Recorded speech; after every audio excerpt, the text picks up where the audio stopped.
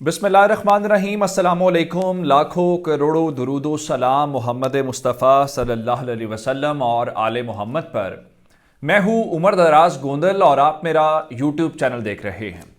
मैं अगर आपको ये कहूँ कि यूक्रेन का और रूस का जो तनाज़ा है वो फाइनल राउंड के अंदर दाखिल हो गया है, तो फिर उसके बुनियादी सवाल ये हैं कि फाइनल राउंड के अंदर दाखिल कैसे हो गया है और अब आखिरी राउंड के अंदर होने क्या वाला है।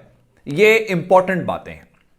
मैं आपको इस वीडियो के अंदर बताने वाला हूं कि वो जिस फरवरी का तज़किरा और जिस फरवरी का दावा कर रहे थे जो बाइडन, वो शुरू हो गया है। उसके शुरू होने के साथ अब आलमी मुबस्सरीन इस वक्त ये क्यों कह रहे हैं कि इन ममालिक के दरमियान तसादुम जो है मशरिक और मगरिब के दरमियान, ये जौहरी तसादुम में बदल सकता है। और ऐसा क्या हुआ है कि अमेरिका का करीब तरीन इत्तेहादी बरतानिया, आज उसके वजीर आजम की दौड़ें लग गई हैं यूक्रेन तक। फिर ऐसा क्या हुआ है कि यूक्रेन के बाद बेलारूस से भी अमेरिका ने आज अपने एम्बेसी के स्टाफ और वर्कर्स और उनके रिश्तेदारों को कहा है कि मुल्क फौरन छोड़ दो। और फिर ऐसा क्या हो गया है जहां पे आज कतर, जिसको नॉन नेटो एलाय का दर्जा दिया गया था, उसने ये कह दिया है कि ये मसले का हल कर लो, मैं अकेला एनर्जी की जरूरियात आपकी पूरी नहीं कर सकता। और ऐसा क्या हो गया है कि उर्दगान अगले हफ्ते यूक्रेन पहुंच रहे हैं और आज दो ममालिक के सरबराहों ने बातचीत की है पुतिन के साथ। और फिर आखिर में इंपॉर्टेंट गुफ्तगू है ब्लिंकन और लारोफ की, जो इस पूरे खेल को बता रही है कि आखिर हो क्या रहा है, क्यों हो रहा है। ये तमाम डिटेल्स आपको इस वीडियो के अंदर मिलेंगी। लेकिन अगर आपने अभी तक चैनल सब्सक्राइब नहीं किया और आप चाहते हैं कि आपको मुस्तनद और बरवक्त खबरें मिलती रहें, तो हमारा चैनल सब्सक्राइब कर लीजिए, बेल आइकन के ऊपर क्लिक कर लीजिए ताकि हमारी आइंदा आने वाली वीडियोस बर वक्त आप तक पहुंचती रहे। जब मैं ये कह रहा हूं कि यूक्रेन का और ये जो रूस का तनाजा है उसमें अमरीकियों के परखचे उड़ गए हैं, कैसे?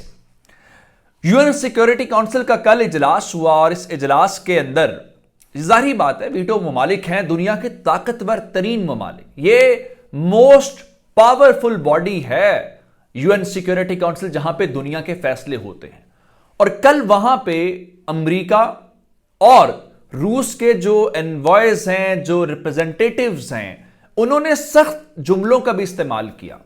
ऐसा होता नहीं है। उसकी वजह यह थी क्योंकि बहुत कुछ स्टेक के ऊपर लगा हुआ है और बात उसके बाद बनी नहीं है।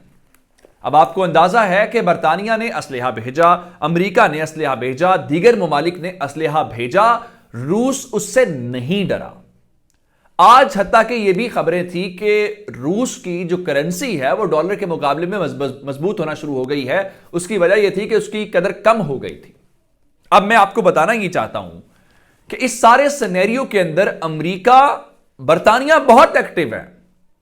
और आज बरतानवी वजीर आजम, जिनके ऊपर खुद इस वक्त दबाव है कि वो इस्तीफा दें और अपनी इस पोस्ट से अलग हूं, वो पार्टी गेट जो स्कैंडल है उस हवाले से। उसके बाद जो बरतानवी वजीर आजम बोरिस जॉनसन हैं, वो फौरी तौर पे, जिसको आप हंगामी दौरा कह सकते हैं, हंगामी दौरे के ऊपर वो यूक्रेन पहुंच गए हैं। और उससे पहले जो ट्वीट किया है ना, वो बड़ा शानदार है।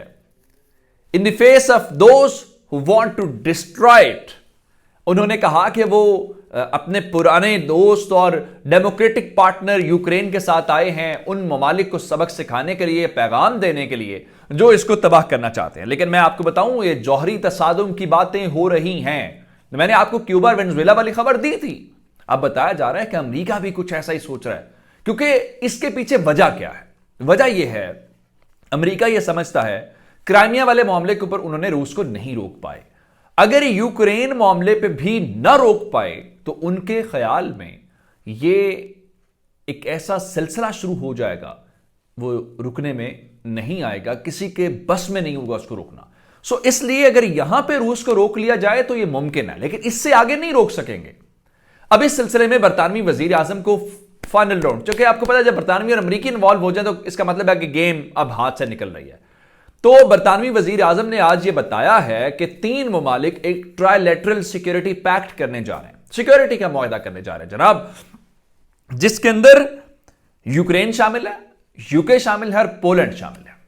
और इन सारी बातों के बीच इंपॉर्टेंट बात यह है कि अगर यह क्राइसिस हुआ, जिस बात से जर्मनी डरा हुआ है, जिस बात से फ्रांस डरा हुआ है कि ये एनर्जी क्राइसिस आ जाएगा और हमें डिप्लोमेटिक जो रास्ते हैं वो इख्तियार करने चाहिए, हमें अंदाजा नहीं है कि ट्रंप की इस वक्त इंटेंशंस क्या हैं, उसको लेके अब कतर ने आज वाज़े तौर पे कहा है, Qatar says it can not unilaterally meet Europe's gas needs.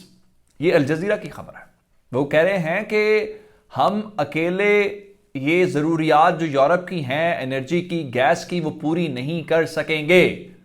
इसका मतलब यह है कि कतर ने भी हाथ खड़े कर दिए हैं, जिसको आपने बुला के इतनी इज्जत दी है, आपने नॉन नेटो मेंबर अल्लाह बनाया है। अब इस सारे सूरत हाल को लेके जिस तरह मैंने आपको बताया कि यूएन सिक्योरिटी काउंसिल का इजलास, बरतानवी वजीर आजम की आमद, और मैंने आपको जौहरी तसादुम की बातें। अब जरा हेडलाइन सुनिएगा एक इंटरनेशनल पेपर की, Ukraine crisis a stress test for NATO. एक इम्तिहान है, टेस्ट केस है, जो मैंने आपको बताया कि यहां से बात अगर आगे चली रुकना नामुमकिन हो जाएगा। दूसरी जानिब अमेरिका हंगामी इकदाम करना शुरू हो गया है। आपको याद होगा कि अमेरिका ने, बरतानिया ने यूक्रेन से अपने जो स्टाफ मेंबर्स हैं, जो एम्बेसी के लोग हैं, उनको कहा आप छोड़ दें, जिस पे इवन यूक्रेन के प्रेसिडेंट बोले कि भाई लड़ाई हुई नहीं अभी, और आप दोनों ने यहां से, आप हमारे दोस्त हैं कि दुश्मन है। अब अमेरिका ने बेलारूस के अंदर जो उनका स्टाफ था, उनके रिलेटिव्स को कहा है कि आप यहां से इन लोगों को निकाल लें। अब आपको एक और बात का अंदाजा होना चाहिए कि बेलारूस के अंदर इस वक्त जो रशिया है वो मशकें भी कर रहा है। वहां पे उसने अपनी फौजें भी पहुंचाई हैं, Su-35 भी पहुंचाए हैं, जंगी तैयारे भी पहुंचाए हैं। लेकिन दूसरी जानिब सूरत हाल यह है कि यूरोप के अंदर एक तकसीम का सिलसिला इस वक्त जारी है, और यह काम खुद प्यूटन कर रहे हैं। एक तो तैयब उर्दगान बड़ी इंपॉर्टेंस रखते हैं सारे केस के अंदर। मैंने आपको डिटेल में बताया था टर्की वाला मामला कि टर्की इस सिनेरियो के अंदर कितना इंपॉर्टेंट है। टर्की रशिया को भी नाराज नहीं करना चाहता, टर्की यूक्रेन को भी रखना चाहता है, लेकिन ओवरऑल वो इस यूरोपियन क्राइसिस के अंदर एक गेटवे है सारे मामले का। अब प्यूटन ने अपना काम पहले से शुरू किया। आपको याद जर्मनी वाला होगा कि जर्मनी ने इनको असलिया यूक्रेन को देने से इनकार कर दिया, तक उनके नेवल चीफ को उसने रिजाइन किया या सैक किया, वो खबर भी आपके पास है। तो अब और उसके बाद जो फ्रांस के सदर हैं, जाहिर बात है वो नेटो का मेंबर है, हालांकि वो नेटो के नकाद जरूर हैं, और ट्रंप और प्यूटन ने उनसे भी बातचीत करके उनको ये बताया कि ये आपको अमेरिकी सदर इस्तेमाल कर रहे हैं। अब उस सिलसिले में एक और जो चीज है, आज प्यूटन ने इटली के वजीर आजम से बातचीत की है, जिसमें कॉन्फिडेंस बिल्डिंग हुई है और जिसमें गैस सप्लाई के ऊपर बात हुई है। इन सब ममालिक की जो रग है वो रशिया के पास है, क्योंकि आपकी जब एनर्जी की जो गैस सप्लाई है वो रुक जाएगी तो इसका मतलब ये होगा कि आपकी नब्ज रुक जाएगी। इस नब्ज को रुकने से बचाने का एक ही हल है कि ये जंग ना हो।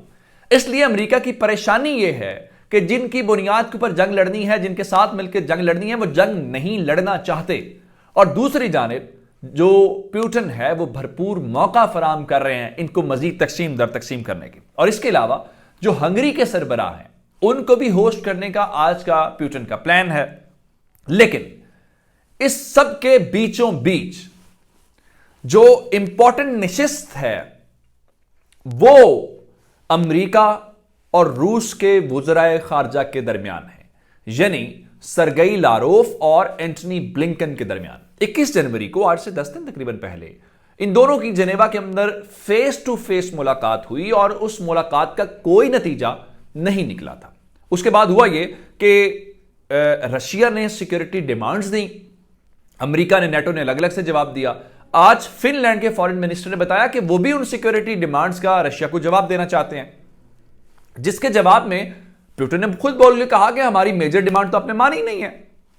और फिर यह जवाब आया कि जो अमेरिका ने जवाब दिया है उसका काउंटर रिप्लाई देना चाहता है रशिया, लेकिन उसको उन्होंने नेगेट कर दिया कि हमें जरूरत ही नहीं है जवाब देने की। अब उस चीज को लेके आज किसी भी लम्हे दोनों जो वज़राए खारजा हैं उनके दरमियान टेलीफोनिक राब्ता होने जा रहा है। यह विद इन 2 वीक्स दूसरा राब्ता है, और उसके अंदर शायद अमेरिका फाइनल अब बात करने जा रहा है, वार्निंग देने जा रहा है, क्योंकि उनका ख्याल यह है कि फरवरी का महीना यूक्रेन पर हमले का महीना है, हालांकि रशिया उससे इनकार करता है।